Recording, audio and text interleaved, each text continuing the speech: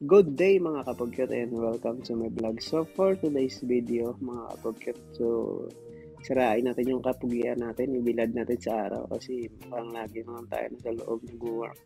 So kasama natin pa rin mga technician, mga kapugyot at mga supervisor natin. Mag-walk through tayo kung saan nakalagay ang mga exhaust fan ng ating hotel mga kapugyot. So ito na tayo mga kapugyot. Grabe yung init, parang hindi kakayanin ng kapugian ko yung init mga kapugyot, mukhang masisira talaga yung kapugian natin. So habang binubuksan yan nila mga kapugyot, ito yung dadaanan natin, no? Kita mo naman yung mga kapugyot, oh. Mabuti na lang mayroong mga shield yan.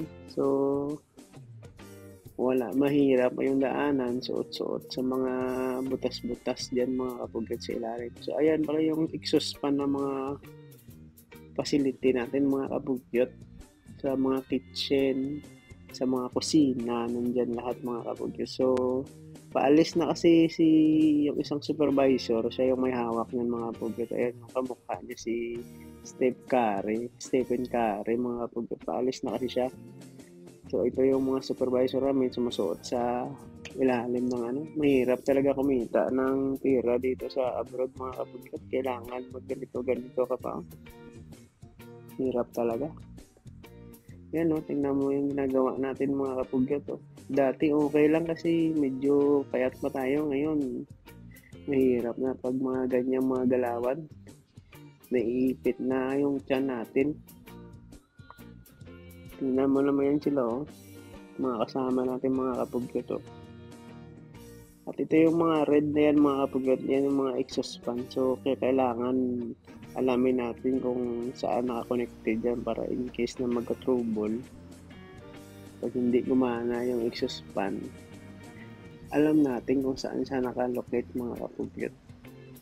So nandito na nga ini-explain ng pre-opening din kung saan banda yung mga exhaust fan. So yung mga ship leader natin mga kapugyot, nililista doon nila yung mga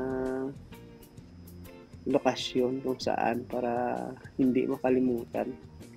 So kaya tamang video lang tayo mga kapugyot. Ito pala yung lokal natin mga kapugyot. So aalis na pala yan siya dahil may mas magandang offer sa kanya.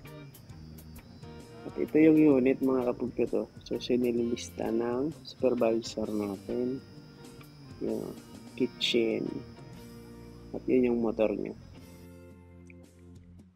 So ayan mga kapugyot, pinagpapawisan na tayo at nag-ano na yung mukha natin dahil sobrang init talaga sa labas.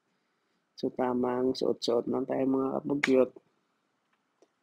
Ayan yung trabaho natin yan, mag-walk through. So flex ko lang yung kapugyutan natin mga kapugyot. Ayan, magsawa kayo sa mukha ko mga kapugyot. Oh, di ba nagpa-cute pa? Oh, may cute din na isa. Sumali.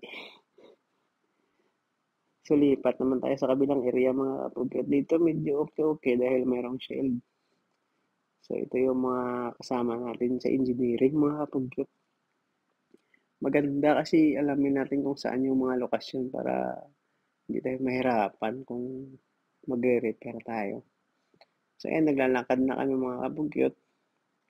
Habang naglalakad, lipat tayo sa kabila. Ang lalaki ng mga ano pala dito, yung pwestuhan ng mga unit ng HU, exhaust fan, saka yung mga chiller mga kapugyot. So nandito siya, nakapwesto. At pagkagalingan natin, pumunta na tayo doon kung saan nakapisto yung power supply niya mga kapugyot. So ayan, nililista natin.